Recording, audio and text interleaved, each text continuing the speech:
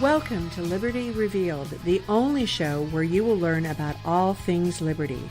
Your host for the show is a registered libertarian who's been involved in politics for more than 25 years.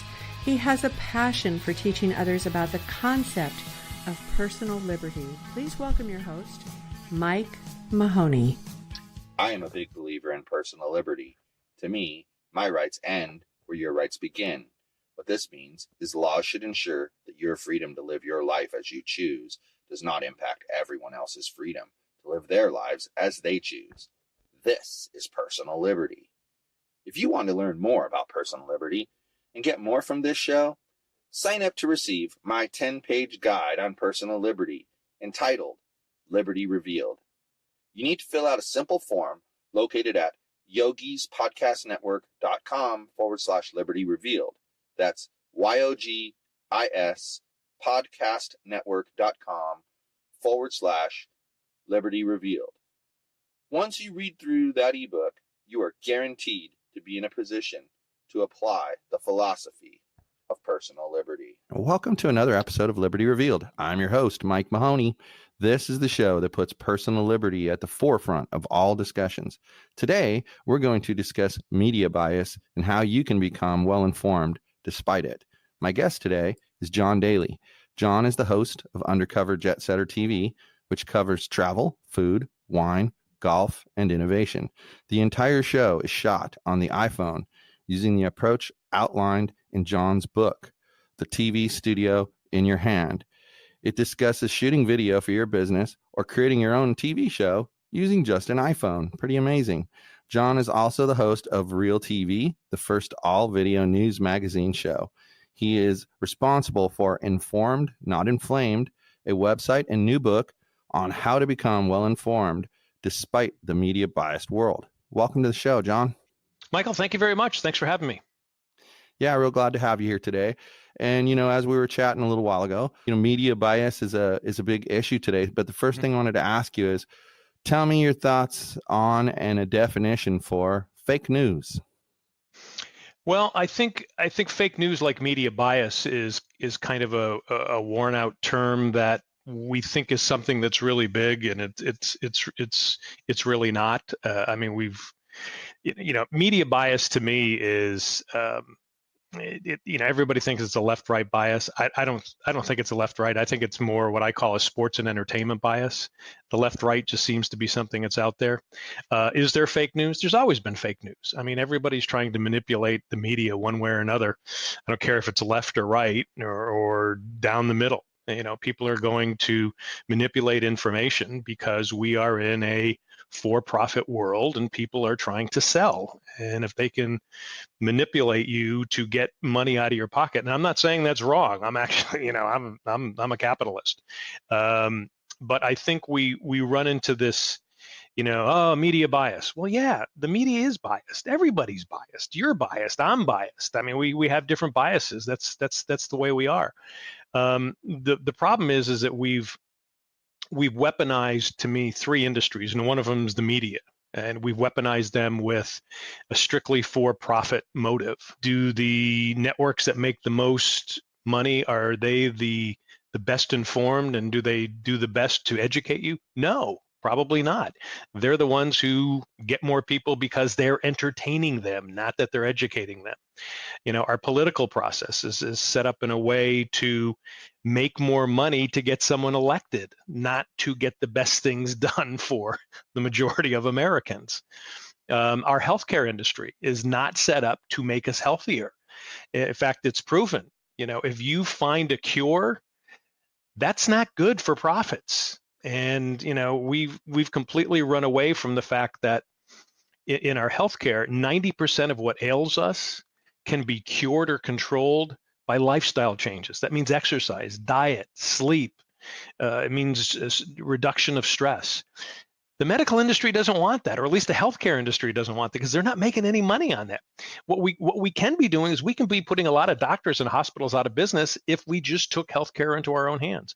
And I think it's the same thing with the media, which is one of the things I try to show people is that, you have control over the media. And I think all the politicians who are screaming and yelling about media bias, whether it's screaming on the left about the right or screaming on the right about the left, is all you're doing by doing that is making them more powerful. Donald Trump has made some great profits for all the news media, including the ones on the left and the right, because he keeps screaming about fake news, and they keep putting him on the air all the time. And so it's, are we more informed through the media? No. Do we have the ability to be more informed? Absolutely. There's so many resources out there. And if you act like a journalist, and one of the things that I talk about in my book is the most important journalist of your life is you, and you can control that. And we have it at our fingertips. I mean, there's so many great solutions in the world on so many things out there. And unfortunately we get tied into, being manipulated by certain special interests and certain people. Well, what do you think is a good way for people to become more informed? Well, one of the easy tricks that I talk about is Twitter, and I teach people how to set up a Twitter news account. So you just set up a separate account, which means you probably have to grab another email and set up a Twitter account, and then only follow reputable news sites. Follow reputable news sites that are on the left, on the right, down the middle. Follow a couple of extreme websites on the left and the right. You need to hear what everybody is talking about and thinking. When I did my first book, Truth, the No BS Guide to Navigating a Media Biased World, had a lot of contacts that were deep in intelligence who said to me, you need to listen to the far wacky right and the far wacky left, because, I'm not saying they're right, but people are thinking that way. So at least you get an idea of where they're coming from. And so if you set up this Twitter news site, and I say, if you just go through it 15 minutes a day, you don't have to read every single article, but get the gist of it. Maybe the first five paragraphs, because most newspaper articles, I mean, everything's, if it's written correctly, it's in the first 5 paragraphs. And if you follow that for 15 minutes a day, you'll be more informed than watching 2 or 3 hours of cable news. It's a real simple way of doing it. I talk about, if you're liberal, read conservative. If you're conservative, read liberal. Doesn't mean you're going to be, if you're swayed by the other side, then you're not very strong in your convictions. And it's not that you should move over to their convictions. You need to understand their convictions, because it's going to support your convictions. Or if it doesn't, then you're a different way. The best way to defeat somebody is to know where they're coming from. That's like, and I'll use the sports analogy, even though I talk about the entertainment and sports bias. You got to know what the other teams, what their strengths and weaknesses are to beat them. And it's the same thing in an argument. The bottom line is that, we've run into the problem of wanting to, prove our way is right. And, I'm not going to listen to you and you're stupid. No, the whole enjoyment of somebody on the other side is to listening where they come from. I tell the great story of I have a friend who is really very right-wing, very conservative, runs his own business. And we were having drinks by the pool one day. This is when I was in Vegas. And he was upset. He was like really angry. I said, what's going on? He goes, well, he said, I just lost one of my best employees. And I said, oh, what happened? He goes, well, she just didn't show up to work. And I found out that she's an illegal immigrant. And I'm going like, oh, wow, what happened? He says, well, she was using her sister's green card because her sister had a baby and her sister wanted to take care of the baby. Now the sister wants to go back to work, so she's taking back her green card. I said, wow. I said, what are you going to do, a reporter? He goes, no. He says, I want to get her back. He says, she's the best employee I've ever had. And so I began talking. Now, I said, he goes, I'm concerned about my business, even though he was somebody who had a hard, no immigration line that was going on. And so, for me, it was interesting that, someone comes out and the way they stand, when you really sit and talk to them, sometimes you get a little bit of a different thing there. For instance, I used to be the whole thing about, women who were, who were pro-abortion, but at the same time too, they didn't want anybody to have a choice of, where their kids went to school. So, is it wrong? Are they contradictory? Are they hypocrites? Yeah, you can make the case, but to be honest with you, they're more interesting. And the more you get to know someone and really what their views are by sitting and listening, one, the world's going to be a better place. 2, you don't want to ever lose friends or family over a political argument, because we come from so many different directions. And why, like, for instance, do I have a little bit of liberal in me? Yeah. Do I have a bit of conservative in me? Sure. Do I have a bit of libertarian in me? Yeah. I'm kind of all over the place, just of how I was raised, what my background is, being a journalist and seeing a lot of different things. But it's great to see why people are the way they are. I mean, I have friends who are identical twins. One's conservative, one's liberal. How does that happen? Interesting. Yeah, it's interesting. So for me, I think it's more trying to get the interest in finding out about people, because it's especially business wise, it just gives you a better feeling of one, who your customers are, or what is making people tick. But trying to make sure that you have your side is the side that I'm right and you're wrong. No, I mean, when you start going on ideology, you usually find that, your ideology falls apart after a while. And there was a great line, and there's a great book called The Righteous Mind by Jonathan Haidt, and it's Haidt. He's a sociologist at University of Virginia, and he wrote a book on why do people vote the way they vote. And one of his things is that we all get enamored with whatever side they're on. And he said, if you look at every institution, every political party, every business, what they do is they bind and then they blind. Once they get you in, how great it is, then they blind. So you look at Google, we'll do no wrong. Except when China wants to close us down, maybe we'll allow China to control us. So you start seeing businesses do that. And look at the Catholic Church. I mean, all the stuff that went on with them, with the pedophilia crisis. Look at Major League Baseball. They wanted to stop the strike, and then in the early 90s, what'd they do? PEDs? Yeah, no, okay, we'll look the other way. Then they had a crisis on their hands. I mean, so you're seeing it, really in a lot of in many institutions, and a lot of it is we get ideologically hooked rather than really looking at issues. And I think the media has a lot to do with it. I think politics has a lot to do with it, because there's just so much money in there. And people say, how come politicians are so angry? I said, they're not that they're angry, they're fighting for the money. That's what they're doing. It's money out there. There's if we got rid of Citizens United, I mean, there'd be so many people who would be like out of business, wouldn't know what to do with themselves, because there wouldn't be the money coming in for them to go and influence lawmakers, whether it's on the federal level or on the state or local level as well. There's so much good advice in there. I mean, the idea of creating a Twitter account for just news media is brilliant. That's something I'm going to definitely implement after we're done here. I think that's a great idea. Also, your point about listening to all sides is huge to me as well, because I think too many times people are really interested in they want to preach to the choir and they want the choir to preach to them. They don't want to hear what the other side has to say. And I think the only way to really be informed is to know what everybody's thinking about an issue. And I mean, really, if you think about it, the best way to solve a problem is to understand the problem from all angles, and then listen to what that guy's solution is, listen to what that guy's solution is, and then think about what you think your solution is, and take the best parts of all of those things and come up with what's the right solution. I mean, I had a conversation with someone recently about how it's about right and wrong. What's right is right, and what's wrong is wrong. And it shouldn't matter that, what happens is you get party A is upset at party B, an individual in party B, for doing something. And then later, and party B defends that person, and party A, goes crazy on that person. Then a few years later, party A has got a person doing that exact same thing. They see no problem with it. And party B, who said it was okay, now suddenly has a problem with it. And it's 100% based on which side, let's just say which side of the aisle you're on. And I think we've definitely fell prey to that. And of course, you mentioned it in the very beginning. People say, oh, Fox News, they're so conservative. Well, of course they are. But then CNN is very liberal.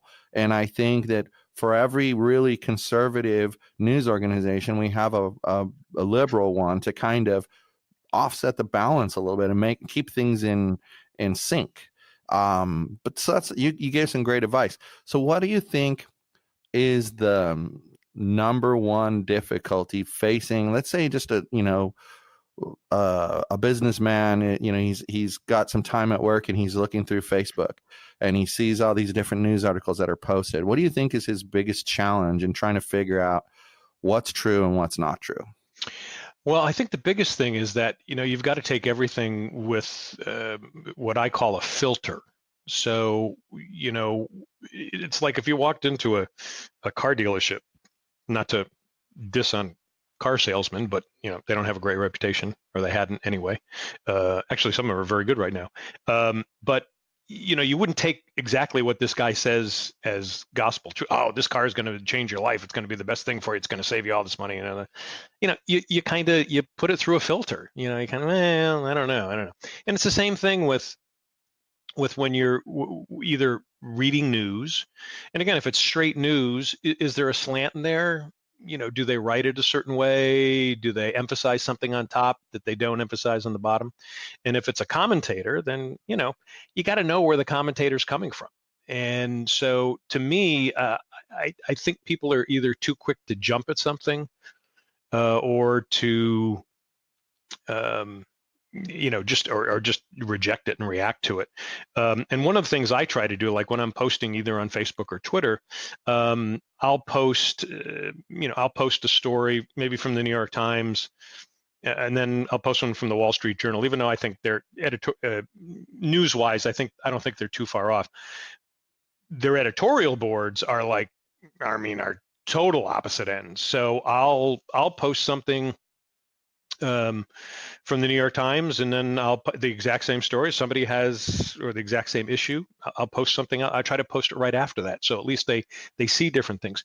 One of the really good websites, and I'll give you a couple other things that I kind of tell people to take a look at, is it's a website. It's also an app you can have on your phone. It's called Real Clear Politics, and it is they do the same thing I'm talking about there, about posting different stories on there. They also have a bunch of polls, so you can see the latest polls, and then they aggregate all the polls and put it into one, like a Real Clear Politics poll of all of them together.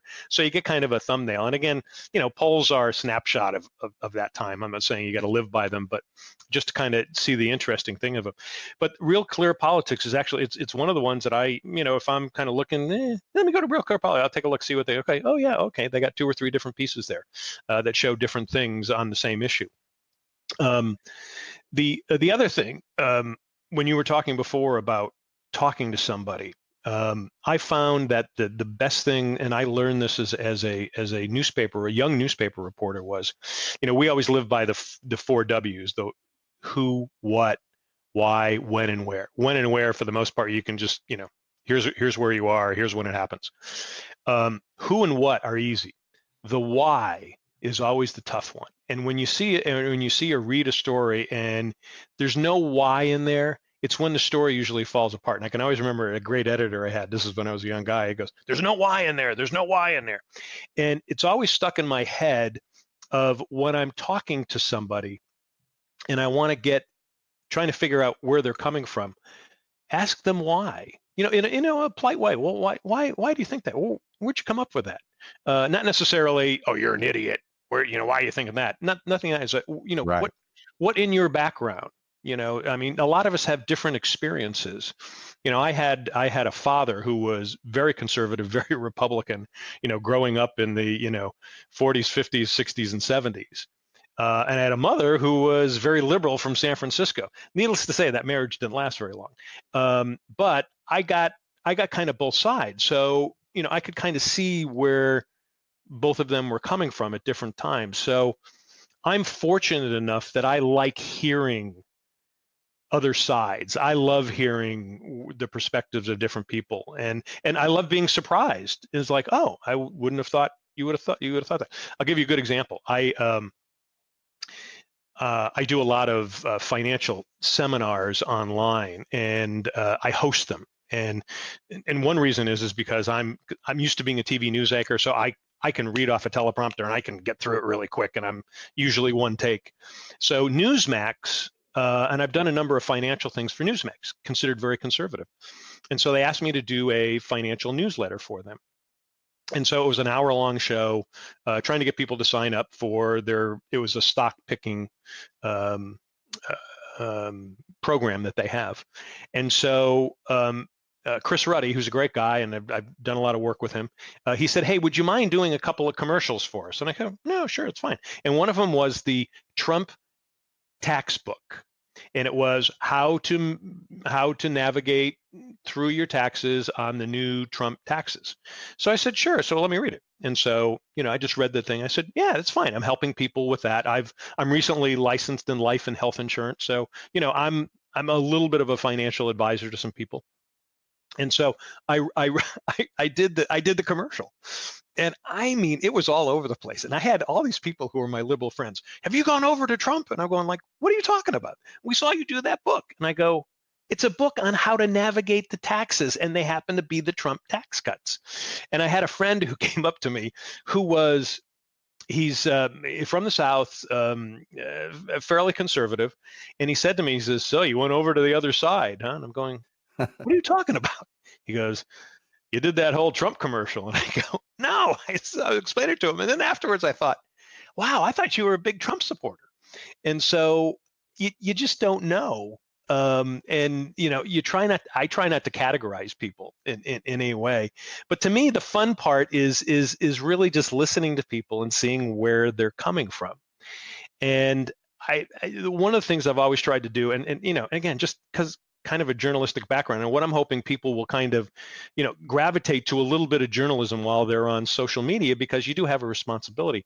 But one of the things that I pride myself in was that in August of 2015, I actually wrote a column and I predicted Trump. I predicted 14 months before. And the reason why is I was listening to so many people who were talking about the things that they were upset about. And he was the only one talking about them. And so I think if you listen, you'll start like, you talk about people, oh, they're great stock pickers, or they're great, they can predict who's going to win, who's, all that stuff like that. All it is listening. It's keeping your mouth shut and listening. And so it just depends upon what you want to do. If you want to influence people where you are, they got to listen to what you say, you're going to influence them a little bit more if you can take the other side and at least address that other side, and then be able to say, here's where I go against you, even though I see where you're coming from. And it's more effective. You hold on to more friends, and your life's just easier. You're not yelling and screaming all the time. Yeah, it's important to read the articles too, not just the headlines, because I mean, there's a situation right after Trump was inaugurated. There, maybe a month or two later, I saw this article on Facebook, and when you click through, the title was something to the effect of like, Trump is going to be indicted for, crimes during the campaign. And you click through, and the article literally said, "Ha, we got you.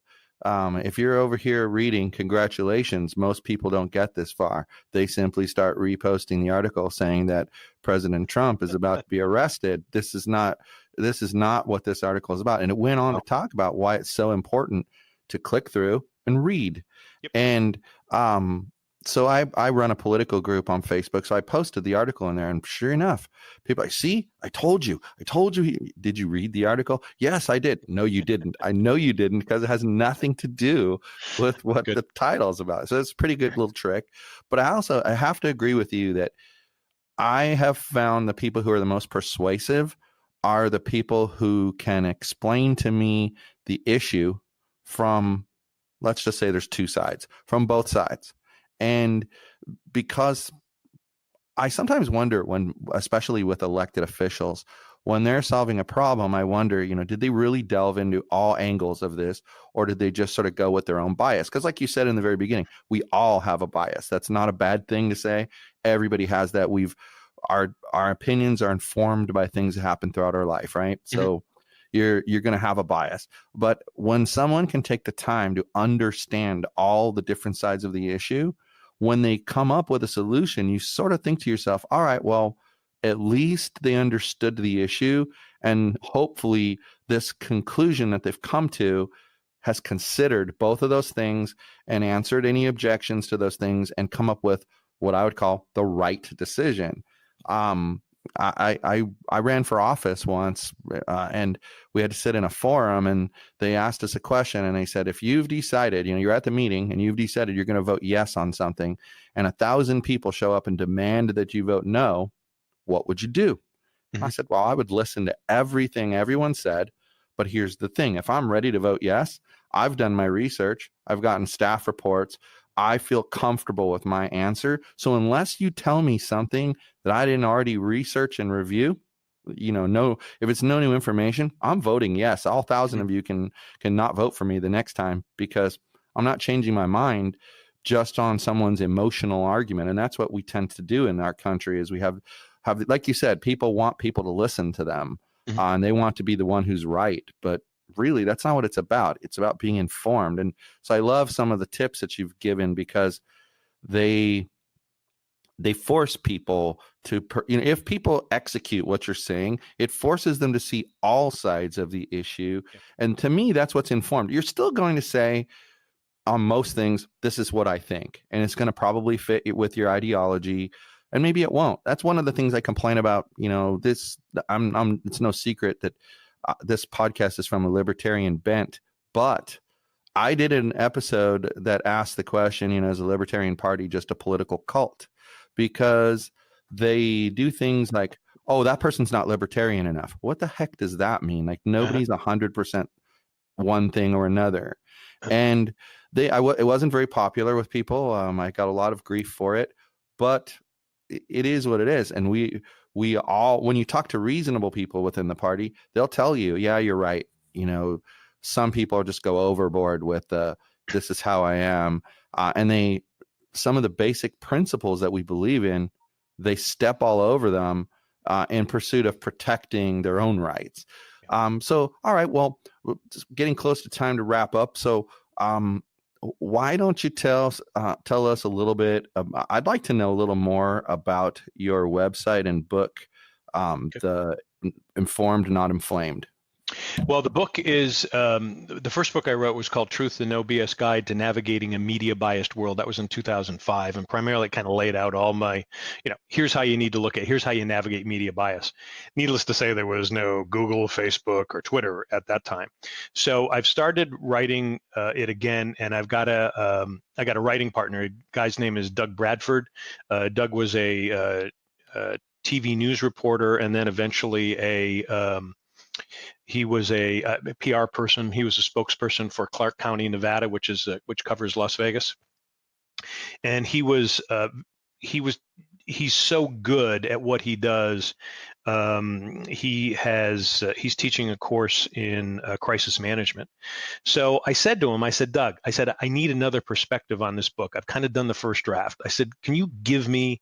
He said, yeah. So he's jumping in there, and so he's now writing the rest of it for me, and then we're going to combine it. So we think in June we're going to have it out. So it'll be a book for high schools and colleges.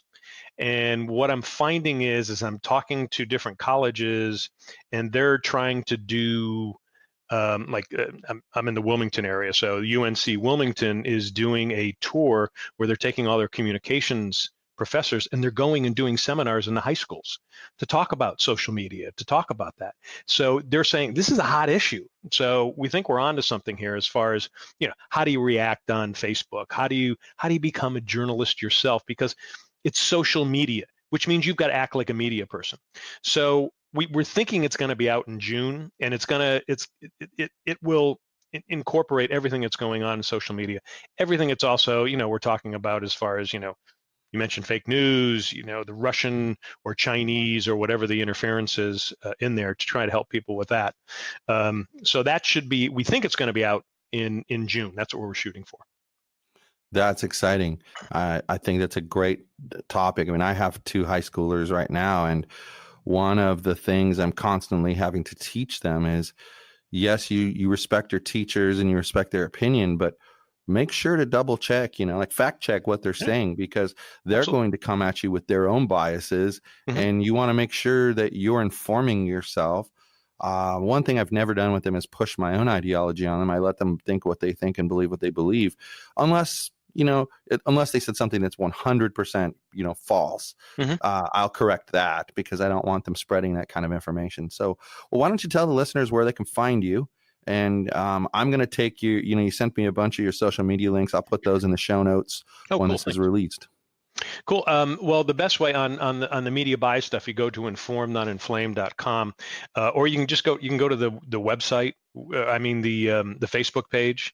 So I believe it's Facebook Informed Not Inflamed. And then the Twitter site that I use, and please feel free to follow me. I won't follow you back unless you're a news organization. But it's twitter.com at John Daly News. So, and my name is just spelled like the golfer, 4 letters in John, 4 letters in Daly News. Every time he sees me, he says, "You're killing my name." So, and then the other one would be Undercover Jet Setter.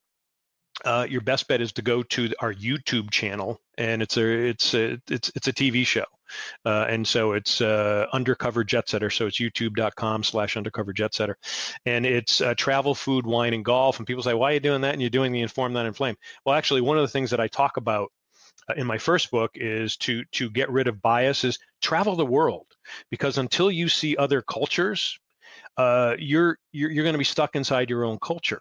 There's a great book out there by Colin Woodard, and it's called The 11 Nations of North America. And when he breaks down the 11 nations that are carved out, I'm going like, oh my God, you got to travel within the United States to get rid of your bias, because see how other people think. I've lived in 5 of the nations, because I lived out in the Northeast, I've lived in the South, I've lived in the far West, I've lived in, Las Vegas, and, I've been in Hollywood and stuff like that. So it's fascinating when they break down what a different country we are, and the different biases and the different cultures that we have as well. So if you go to undercoverjetsetter.com or youtube.com/undercoverjetsetter, we've got shows, and this is a show we shoot on the iPhone. So we've mastered how to create a TV show just using your iPhone, and we edit it off the iPhone or an iPad. So we also have a book out there called the TV Studio in Your Hand, so it teaches you how to do that. So we're kind of trying to combine that. I'm trying to the Informed Not Inflamed is really my news side, and then the Undercover Jet Setter, and my co-host and my co-creator is Susan Anzalone, who's worked with me on many different video projects. So we kind of came up with that, but there is kind of that bridge there where I kind of bring the informed part into it there. So, we teach you how to jet set without being a millionaire, and you can do it at home. So we find that $7 bottle of wine that's fabulous that you wouldn't hear about. We teach you how to cook some cool recipes. We find the off the beaten path places and different spots, and then I'll show you golf courses and stuff like that too. So we do that, and then I've got a number of podcasts on Spreaker. I'm doing one called the Healthcare Secrets Podcast with Judd Anglin. He has written a book called The Big Book of Healthcare Secrets. So we talk about how you don't necessarily need healthcare. You don't need health insurance to be healthy, and you can be wealthy too, even if you cut the cord. That doesn't mean everybody can do it, but there's a lot of people out there. If you're healthy and you really take care of yourself, there are secrets and ways to become not only healthier, but also to maintain your wealth as well. So we do that. We have an Undercover Jet Setter podcast, and then I have an Informed Not Inflamed podcast as well. Awesome. Well, thank you very much for your time today. It's been super informative, I have to say. I really appreciate your time. That's it for this episode of Liberty Revealed. If you like what you've heard, please give us a 5-star rating on Apple Podcasts and Google Play. And if you'd like to learn more about personal liberty, grab your free copy of my book, Liberty Revealed, by heading over to yogispodcastnetwork.com/Liberty Revealed. And until next time, stay free. Thanks for listening to Liberty Revealed, the show where you learn about all things liberty. Please visit the show's website at yogispodcastnetwork.com/LR, where you can reach out to Mike directly with your questions and comments. Again, that is yogispodcastnetwork.com/LR.